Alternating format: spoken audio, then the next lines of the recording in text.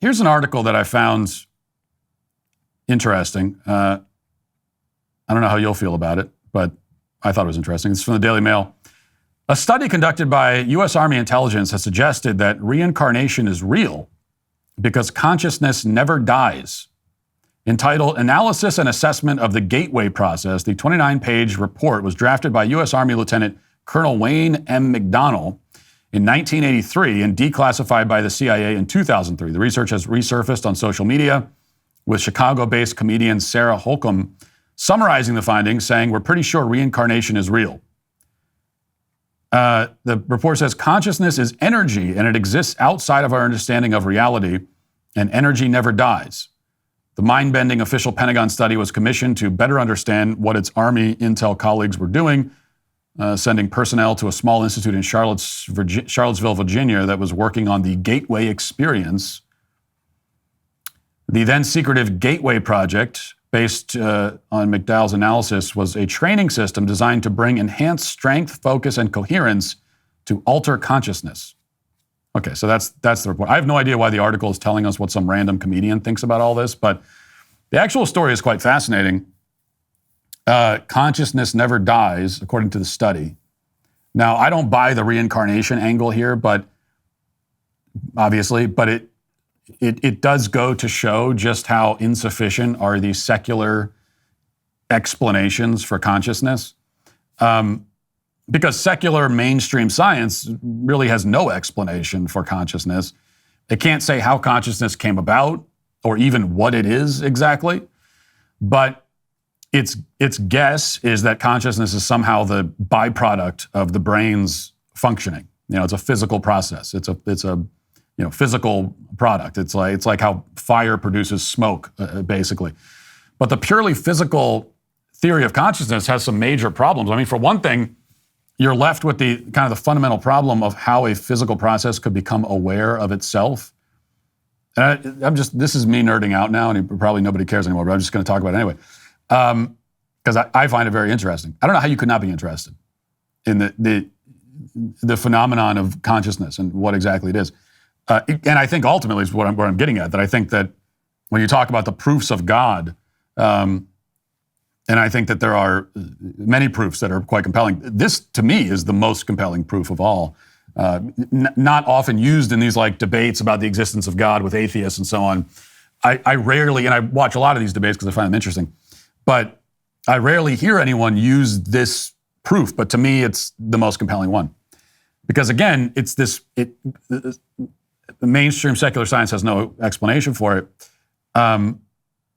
So, if you want to say that some mindless physical process produces some other mindless physical thing, then fine. But how does a mindless physical process produce an awareness of itself? So how can a bunch of inanimate, mindless things combine together to form a mind? So, put another way, the brain is made up of cells, of course, but if each individual cell does not have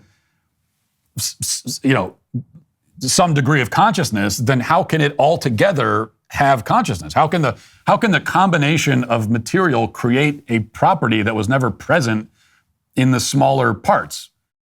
Look, we all know how Christmas season goes these days. The stores put up their decorations in October. Corporations try to sell you on their version of holiday spirit. Before you know it, you're stressed out, overwhelmed, and completely missing the actual point of the season. That's why I want to talk to you about something actually meaningful, Advent. It's the sacred time before Christmas where we're supposed to prepare our hearts through prayer and reflection. But let's be honest, between the shopping frenzies and social obligations, most of us are doing anything but that. This is exactly why I've partnered with Hallow for their Advent Pray 25 Challenge. And I know what you're thinking, another app, another program, but this isn't about checking boxes or following some corporate wellness trend. This is about reclaiming what Advent is actually supposed to be about. They've put together their best Advent program yet with daily guided prayer sessions, authentic Advent music, not the commercialized Christmas songs you'll hear at the mall in November, and content specifically designed to help you grow in your faith during this sacred season. Right now, you can join me and thousands of others who are choosing to take back Advent from the chaos of modern Christmas. Just go to hallow.com/Walsh to get started. That's HALLOW.com/Walsh. Let's actually prepare our hearts for Christmas this year instead of just our shopping carts. There's one attempt to solve that. I guess the one sort of from a secular perspective, it's called panpsychism. And that's the idea that consciousness is a fundamental brute fact of the universe. And so every bit of matter has a certain amount of kind of latent consciousness. And so it's just, so their way of explaining it is like, why does consciousness exist? Well, just because it does. It's just part of reality. And so when you combine it together, you get more sophisticated consciousness. Now, of course, if that was true, then that would mean that like something like the sun is conscious, because it's a combination of all these, of material that is itself conscious. Which, of course, that's kind of wacky, but it's very wacky. It's not true, but it's their way of kind of getting around this problem. And the other big problem is that consciousness, if it's a blind physical process, as mainstream secular science would say, that would mean that it's a product of evolution, but which is what they would say, right? The kind of godless explanation of consciousness. Well, it's a product of evolution. Everything's a product. Everything about us is a product of evolution, which is a blind process with no designer overseeing it.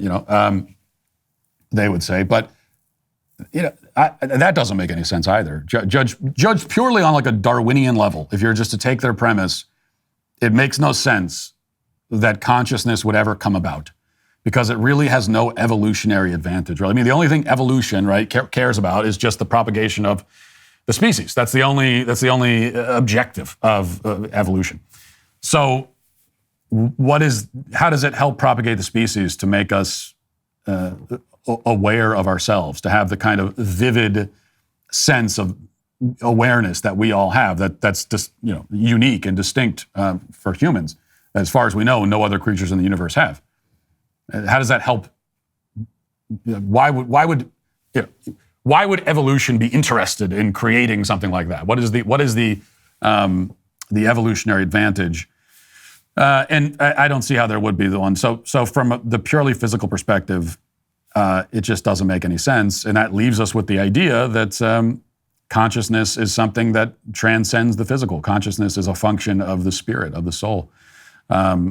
Which requires there to be something like a soul, which requires there to be a God. And so I've always found that to be an interesting explanation. Thanks for checking out this video. If you'd like to listen to my full podcast on the go, you can check out The Matt Walsh Show on Apple Podcasts, Spotify, or wherever you get your podcasts.